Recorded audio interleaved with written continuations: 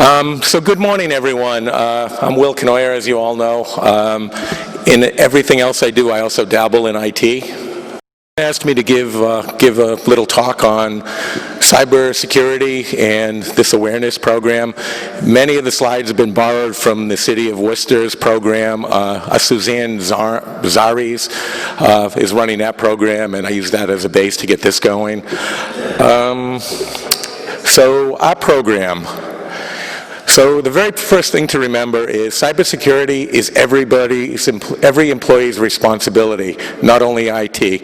There are two ends to cybersecurity, actually many ends, but there's the technical end, which the town takes care of, and every employee is just as equally empowered, and it's their responsibility to take care of it.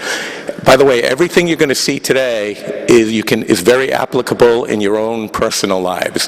We're under attack here. Your own PCs, your own internet presence at home, that's also under attack. The same things apply.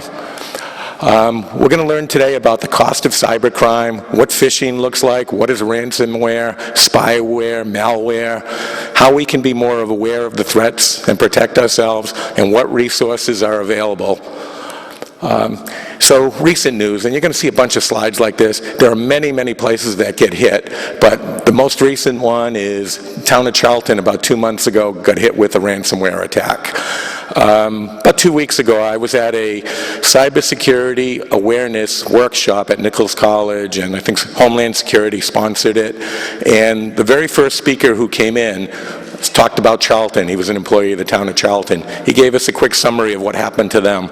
So about 2 months ago, one night, I believe it was the police department their computers started slowing down, and then the email started slowing down. But by the time they actually the town of Charlton got involved with it, the IT people, they were fully encrypted, fully attacked, and their records were encrypted with a ransomware. What ransomware is the files got encrypted, and you need a key to look at them and view them. So everything they had was encrypted, completely lost to them, all their computer systems. So one of the ways you protect against that is with secure backups. Well, the backups also were encrypted. Depending on what department and so forth, some of them took days, some of them took weeks, some of them are still trying to get their systems restored. Some of the departments won't be back online with their data for 6 months. They've got 6 months worth of data that they manually have to try to reconstruct. Town of Charlton talked about it. They thought they were pretty secure. They had the latest firewalls, they thought they had the latest backups, they had all kinds of other security precautions in place. But town of Charlton, like most of these other things we're going to talk about, were the victim of a phishing attack or social engineering where a user clicked and literally opened the door, unlocked the door, and let this stuff in. So that's really the focus of what we're going to talk about, how not to be that person. Most other attacks, that's how it happens. Somebody unlocks the door. You see some other examples here. The bottom one down is the city of Baltimore. At the beginning of summer, they got hit with a ransomware attack. They decided not to pay the ransom to try to restore things on their own. The estimated recovery costs are about $18 million thus far. Many people have lost their jobs with it. They've been literally down on different systems all summer long. Just some additional examples. UMass Community Memorial got hit with a phishing attack, and there have been many others. 5 reasons why cyber attacks pose a real threat to government. The risk is constantly growing. There's a lot of money in this, so they're going after it. The threat is constantly evolving. These hackers and, generally speaking, it's organized criminal syndicates all around the world. In some cases, it's foreign governments. The big four are Russia, China, North Korea, Iran. They're not doing it for profit so much, but they're doing the same thing throughout all the infrastructure. Budgets in the economy take a big hit. So we don't have the money to pay for this, but our budgets are limited in fighting it, so we really got to be precise and on the ball. Hackers want public sector data because of all of it we have. We have lots of records on a lot of people, and they consider it a gold mine of data. And the threats are increasingly being targeted. They're very smart how they're doing this, and we'll get into that a little later. So just one click can have extreme consequences. In nearly every attack, about a city being the victim of an attack, the source of the attack was an unwitting user who fell prey to a phishing attack. So somebody clicked it, in other words, opened the door for them. When in doubt, throw it out. My department has heard me say this many times over the years. I didn't coin it. I don't remember where I got it. I've been using this statement for 30 years. Prior to my prior life, I owned a vending company and a food service company. I used it when it came to food. When in doubt, throw it out. If you don't know if it's good, you don't know how old it is, you don't know if something happened to it, when in doubt, throw it out. The same thing applies to strange email or strange things you see on your computer. When in doubt, throw it out. And that can mean many things. It can mean just not opening it. It can mean deleting it. It can mean ignoring it, and many other things. If you don't open it, if you don't click on it, it can't cause any harm. So when in doubt, throw it out. When people call me and say, hey, Will, I got a funny looking email. Do you want to come look at it? And I will in a moment, but I just say, what do I tell you? When in doubt, throw it out. So some of the common cybersecurity tools available is antivirus software, anti-malware, email filtering, software patches, firewalls, two-factor authentication, encryption, and we use all of these. Yet no matter how robust these tools are, the human is always the weakest link. That's us. So we employ an email filtering system called Proofpoint. Most of you, if you're on our town email, have seen an email like, this is my inbox. That second one down, it says GDS Protect, and then HTTPS, Proofpoint, and so forth. So a lot of people, I just found out, thought that was a strange email. They don't look at it. What this actually is it's telling you our email filtering system has spotted a questionable email, and they've quarantined it. So if you see this one, open it, and when you open it, this is what happens. So this is the actual email. You see it's to my email account. On the bottom left, it says Fortinet. I can't quite read the rest of it, but Fortinet. Fortinet is our unified threat management tool, our firewalls. And what this particular one is, though, it's probably scam. It's marketing material. They're trying to make me aware of something they're trying to sell and so forth. So the Proofpoint software classified it as spam. If you look on the far right where I have circled, you have a bunch of options there. You can preview it, which means you look at it once. You can release it, which will send it into my email. You can release and approve it. That sender won't get blocked again. Or you can block it, so it will never even get to this point again. Or I can do nothing. And if I do nothing, the next time they send me an email, I'll see it just like this again, which is a viable option. Right above where I have circled, you see it says sign into your account. Every one of us have an account. I sign into my account routinely because I can look at all of the ones I've had. Many people haven't signed into their account. If you do, it's going to say, okay, what's your password? If you haven't signed in before, you don't know it, click I don't remember my password. It'll send you an email and you set up your account that way.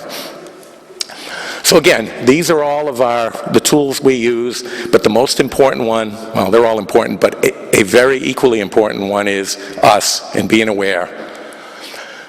So we've all heard a lot of these terms. Phishing. What is phishing? Well, I have a good little video we're gonna watch. I'll go right here. Can you see it good?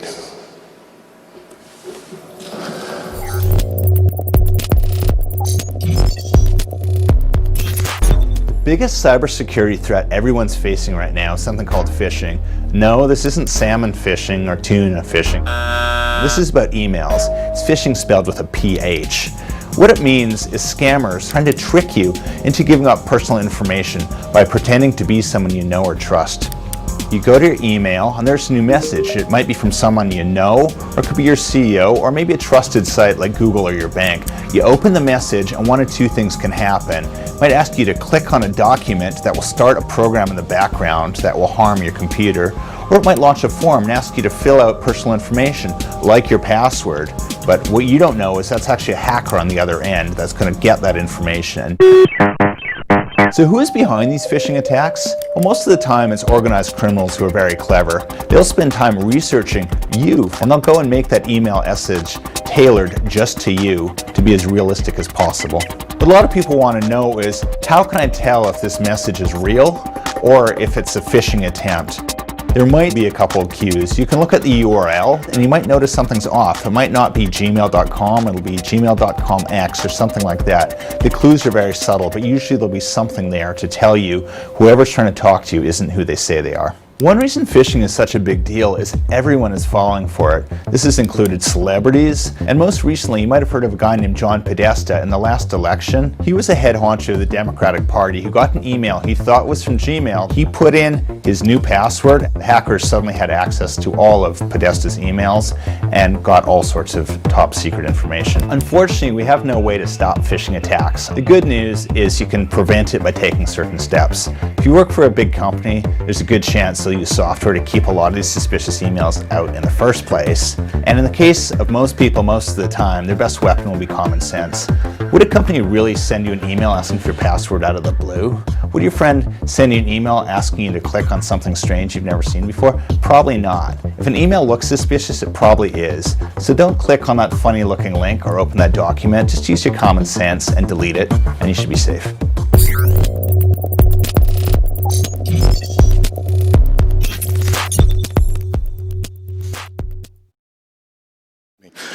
Okay, so just some more examples. This stuff is happening all over the place. Cape Cod Community College, victim of a phishing attacks, all kinds of school systems. Right now, this is the big one, ransomware. What is it? It's a vicious malware that locks users out of their devices or blocks access to files until a sum of money is paid. It can take many forms, but it's a simple concept. It's a hostage situation, it's extortion. This is precisely what happened to Charlton. So you are a target. The cyber criminals, hackers, they want our data, they want our identity, they want phone numbers, email addresses, and with that they can translate that to money through various scams. They look for weak passwords, software vulnerabilities, but it's easier for them to exploit our weaknesses using social engineering. In other words, they trick us into giving it to them. What is it? It's this clever manipulation of the natural tendency to trust. Who is targeted? People with a lot of connections, people who process payments, people who access financial systems, but the bottom one is the most appropriate. Everyone is targeted. Everyone in this room probably has seen them and used common sense to avoid them. The factors they exploit, our desire to be helpful, our respect for authority. We get emails from the Social Security Administration, from the Department of Revenue, from the police, from all different kinds of, from the town manager, all different kinds of sources. They exploit our natural curiosity. They exploit that most people are good and we trust who the sender is, who they say they are. They exploit that we're all under time constraints and we have to deal with things very quickly as we see them. Tactics that they use, they replicate trusted brands. You get stuff from Microsoft, you get stuff from Amazon, you get stuff from BMW. That BMW one is good. I can't tell which is the appropriate logo, but they can fool you into believing anything. They take advantage of our conditioned responses, open here, urgent, look at this. What does it look like? It can be anything. It could be an email, it could be a phone call, it could be text. Malicious websites when you go there if you accidentally click on them. Schemes on social media through Facebook, great deals on classifieds, donation requests. So you got to keep your guard up for everything. Top 10 general email subjects that they use, security alerts, and I bet you've all seen these because I have. The one that brings to mind for me the most recent is the UPS label delivery. It's like, okay, my personal email, did my wife order something? I guess we get something coming. You click on those, it can open up the door.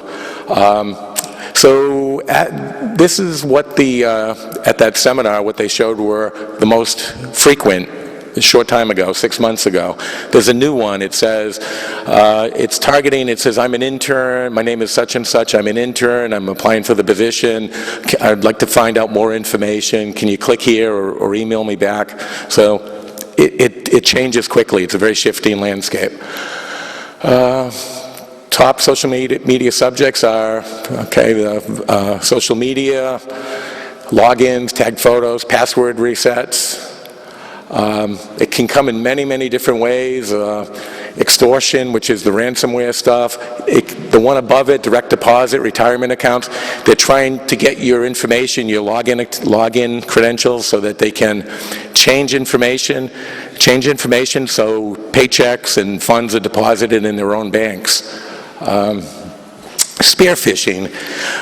There's a lot of terms for this. You don't have to remember them all. Just the security is the same. Be alert. But what is spear phishing? It's a targeted attempt to steal information from a victim. The attacker will find out details such as their friends, locations, their hometown, their employer, what they've recently bought online. How do they find that out? Well, many people post that on Facebook. You give everything up about yourself except your numbers. So they can get to know you. There's somebody in Eastern Europe who could get to know you and target you, friend you, try to scam you like that really easily. They use your digital footprint to perfect their attack, and we've all got a lot of it, even though we try to keep a lower profile sometimes. Spear phishing, cyber criminals will target a municipal website to find their targets. They'll spoof city officials or department heads' emails and phish. All of that stuff is on our website, who the manager is, who the chief of police is, who the finance director is, and they use it. These business email compromises have a cumulative effect of $12.5 billion over the last 5 years. That's growing now exponentially. That's chicken feed to what it's going to be next year. They often target finance departments, posing as vendors who need payment details changed in a hurry, and so forth, refunds. It happens everywhere, Treasury Department, all over the country. These spear phishing attacks have been very lucrative to them. Retirement accounts. In this phish, the email of the president of the company was spoofed. The email is the company's benefits manager asking to change where the funds are going to be deposited, or getting a refund or a loan. Direct deposit, the same thing. It starts with an official-looking email that asks you to click a link and access the website. Then they ask you to confirm the data with your real username and password. And through various portals, they can get access to your bank accounts. They'll target multiple people in an organization, phishing, trying to get somebody to respond. Maybe the HR director, maybe the treasurer or her staff, maybe, could be anyone who they think will have access. They'll try to gain your trust through conversation. How you doing? I would like to ask you a favor. It's personal, may I? And so forth. Voice phishing, here's another one of those terms. Voice phishing is the phishing attack using the telephone system, and they're designed to generate fear, immediate response. They're difficult to trace. So we all get a lot of phone calls, and these can be one-hit kind of things, really, really quick, trying to get you to do something that's not according to proper procedure. These social engineers are getting smarter every day. Here's another good video, and this one right here this shows how easy it is to actually do this stuff. Okay. So I invited a few of the world's best hackers to try to hack me and show me where my vulnerabilities are. And now I'm going to meet them in Las Vegas for DEF CON, the biggest hacker convention of the year. They're going to hack me using social engineering, which is essentially hacking without any code. They just use a phone and an internet connection. Do you want to do a sample phishing call? What's phishing? Phishing is voice solicitation, and basically what you do is you use the phone to extract information or data points that can be used in a later attack. Let's do it. Okay. Who are you going to call? Maybe I'll call your cell phone provider and see if I can get them to give me your email address. I bet they're good. I bet they have my back. But yeah, go for it. I'm going to spoof from your number, so it's going to look like it's calling from you. Okay. Hi, I'm so sorry. Can you hear me okay? My baby, I'm sorry. My husband's like, we're about to apply for a loan and we just had a baby, and he's like, get this done by today. So I'm so sorry. I can't call you back. I'm trying to log into our account for uses information, and I can't remember what email address we used to log the account. The baby's crying, and can you help me? Awesome. In just 30 at seconds, gmail.com. Jessica gets access to my personal email address. Now, if I needed to add our older daughter on our account so she could call in and make changes, how would I need to go about doing that? You would have to send me a secure PIN through a text message? Yeah, well, the thing is, I don't think I'll be able to receive a text message if I'm on the phone. Oh, I'm not on there either? So I thought when we got married, he added me to the account. Jess uses my girlfriend's name and a fake social security number 5127. to set up her own personal access to my account. Wait, I'm sorry, so there's no password on my account right now? Can I set that up? She even gets the support person to change my password. Thank you so much for your help today. So she just basically blocked me out of my own account. I'll get her fed after this. All right, thank you. So they just gave you access to my entire cell phone account. You're gonna have to go on and change your password now because it's Jess, my name. And all it took was a crying baby and a phone call. Yeah. Okay, so what is smishing? Here's another one of those terms. And again, you're not expected to know all of these. I actually got a list of them so that I can be fluent in them, but smishing is the use of SMS, short messaging services, to phish. In other words, text messages. It can also be used to infect users' phones, related networks with destructive viruses or eavesdropping software.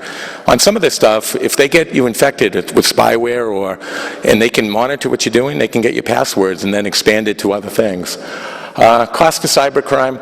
By 2021, annual cybercrime damage is expected to hit $6 trillion, and that making it more profitable than the global trade of all major illegal drugs combined.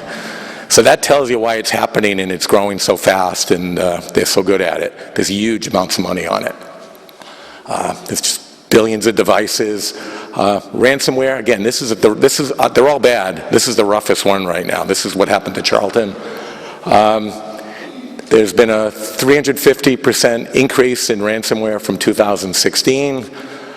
Government organizations, in particular city governments like us, are prime targets based on the amount of citizen and business data that they process.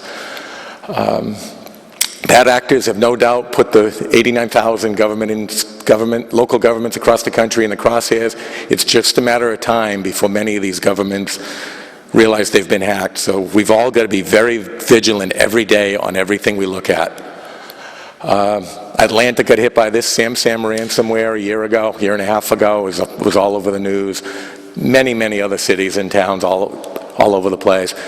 This map it's much more filled in now than from when I got it. So what does ransomware look like? I've actually seen this because I saw somebody's computer who got hit with this about 5 years ago. So you get a weird sound, you get a message similar to this, and it just tells you you've been hit. This particular one is a personal ransomware because you can see, send us $125 within 24 hours. It's going up to $199 after 24 hours. And on your personal stuff, you know, some people might think, oh my God, there's my family pictures forever and so forth. But this is what it could look like. Just because you pay it, by the way, there's no guarantee you're going to get the stuff back. But it can look like that, can look like this. Where I circled there, click here to buy decryption software. If you click that, that could actually be enabling it. So you got to be cautious of that. Typically, if you get hit with any of this stuff, don't do anything. Don't click. You know, you can delete it through tools on your computer, but don't click here where they're telling you to click here. I mean, they're phishing. There's another message, all of your files have been encrypted. Basically, they're looking for a cryptocurrency. They'll even tell you how to set up your cryptocurrency account so that you can give them money without being traced. But if you see any of this, let me or let your department heads know immediately. More variations. They can threaten you that they have access to your computer and they have pornographic videos they're posting or child videos or all kinds of things. Remember, it's ransomware. They're trying to get money, extort money out of you. They can say this bomb threat is being sent from your computer to thousands of people, and they can do it. But it's just another Another variation. So remember, always check it before you click it. If you're asked to validate any personal information, and if you don't recognize the sender, if you recognize the name but the email address doesn't match, like the one from Ronner that I showed you earlier, if you receive an invoice for something you didn't buy, check it before you click it. If they try to pressure you to ignore procedure of your organization or your department, if it includes red flags, misspellings, generic salutations, yours kindly, or kindly do this, or don't put no period, or whatnot. If the offer is something to be too good to be true, if it seems odd or unusual from a friend or coworker, like the earlier video said, would a friend really ask you for your password and user information in an email? Avoid dangerous emails. If only click if you're expecting it. If you trust it, you can verify it. Use it. If you get something from, I don't know, Google, well, and it doesn't look right, well, not Google's a bad example. WB Mason and the email address doesn't look right, call WB Mason or Google WB Mason to see what their email is. If you hover over that URL or that link, it'll tell you where it's actually from. If there's a slight misspelling or something unusual in it, like they said earlier, .comx or something unusual, check the domain. 10 things you can do to protect yourself. We all need to use strong passwords. Different passwords for different accounts, depending on the level of security you want to go there, is a great idea. Avoid dangerous email links. Lock your devices. Don't use an unsecure public Wi-Fi to access your personal information. Let's see, limit what's in your address book, because if your address book gets hacked and you have passwords in there, they have access to your passwords. Be aware of these phishing and smishing schemes. Think before you click. Be aware of shoulder surfers, piggybackers, and tailgaters. What does that mean? It means people standing next to you as you're putting a password into something or your security code. No matter who it is, you don't want them doing it. It could be your best friend. And update your devices to the latest release. We do that here for you. So these are some resources. The one that I like best is the Mass Cybersecurity Center, and if you were to Google that, you'll get it. It's a quasi-state agency. They've got some great stuff on this stuff. And again, come back to this. When in doubt, throw it out. If it doesn't look right, just don't open it, delete it, whatever. And send an email to the person who sent it and say, was this you, or whatnot, or will. Thank you. I hope you found that helpful.